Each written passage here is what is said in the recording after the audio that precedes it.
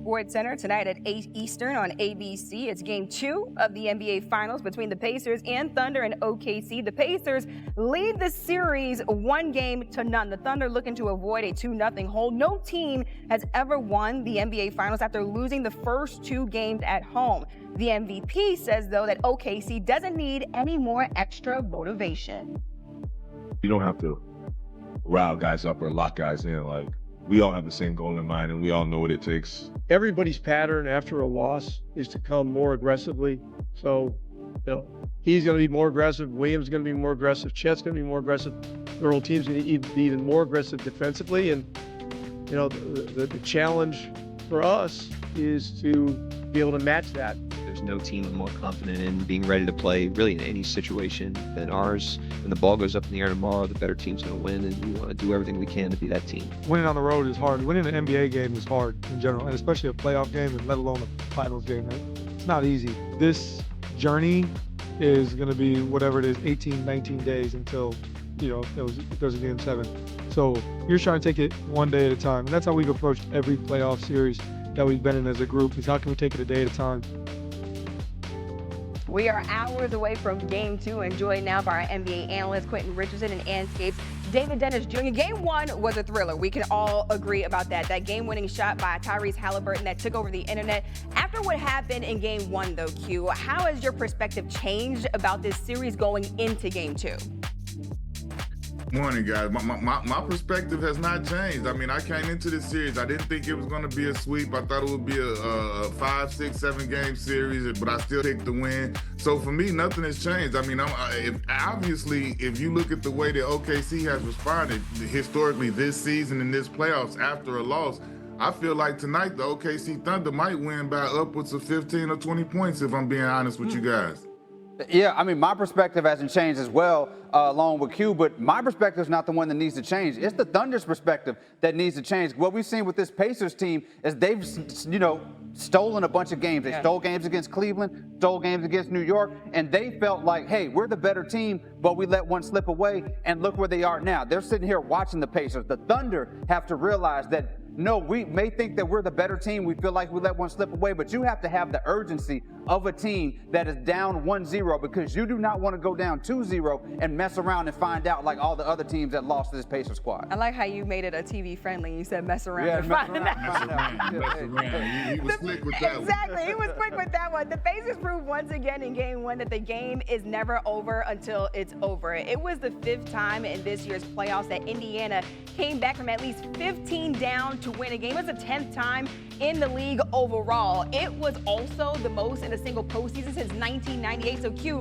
how do you explain the amount of comebacks that we've seen this season in the NBA?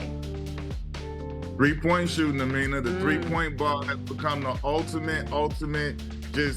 We can get back in the game. And even if you look at this game, the Pacers made 6 threes in the fourth quarter compared to the Thunder's 0. That's 18-0 off three-pointers. So, I mean, now this generation with the analytics coming and exploding and everybody saying this either should be a layup or a 3 and guys running for threes on a fast break, and just the volume of three-point shooters from top to bottom on the team.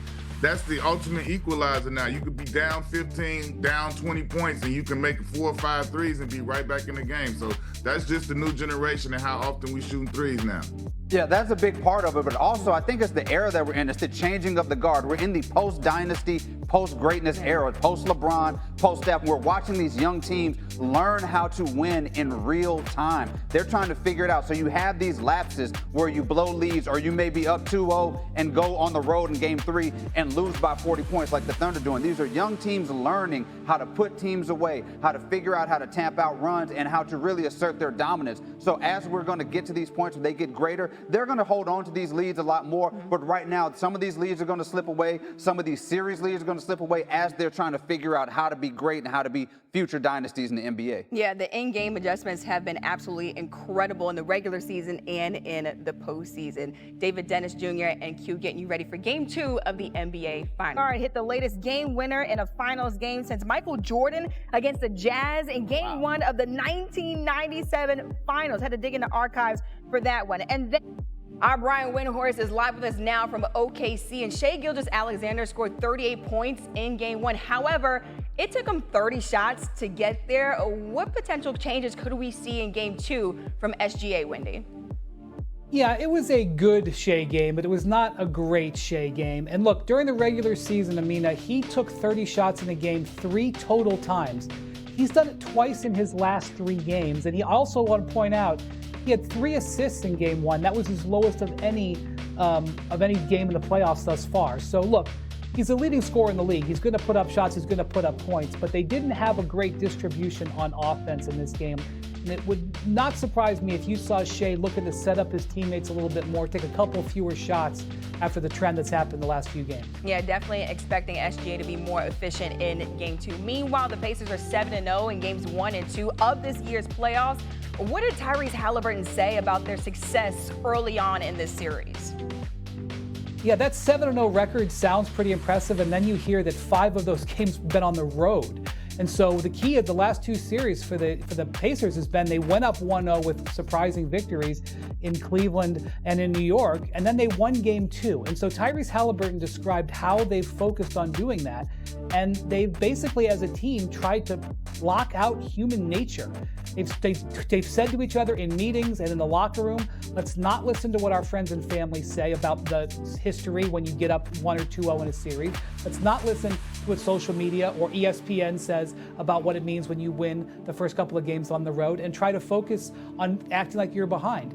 That sounds like a pretty basic game plan, but whatever they're doing, it's been working, and they're going to try to do something we've only seen a few teams in NBA history ever do, which is go up 2-0 in a series on the road 3 consecutive times. And Wendy, I want to get your opinion on this. The Pacers underdogs going into Game 1, also underdogs going into Game 2 tonight. When you take a look at this Pacers team, why do people keep underestimating them based off of what we've seen, not only in the playoffs, but also in the regular season?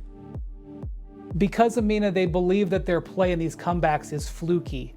And certainly there are instances where you could look at this run and say, yeah, there's some flukes involved. But how many times in a row does a team have to, outplay its opposition on the road in the fourth quarter before you recognize it's their character? It's not a fluke. And here we go again tonight with another opportunity to prove it. Yeah, that's definitely in Indiana's DNA at this point. Pacers 13-0 when they score at least 110 points in this year's playoffs, 0-4 when they don't. Brian Windhorst live with us from Oakland. Well, a chance to win it.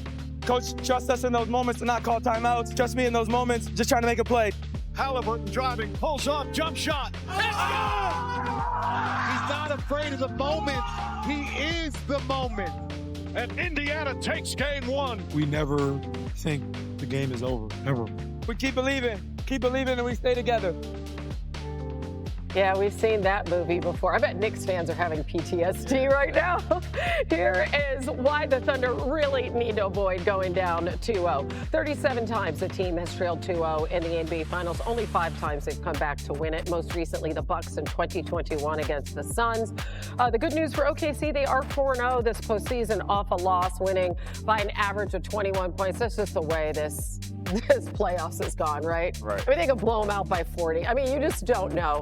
Joining us is Quentin Richardson, also Anscape senior writer David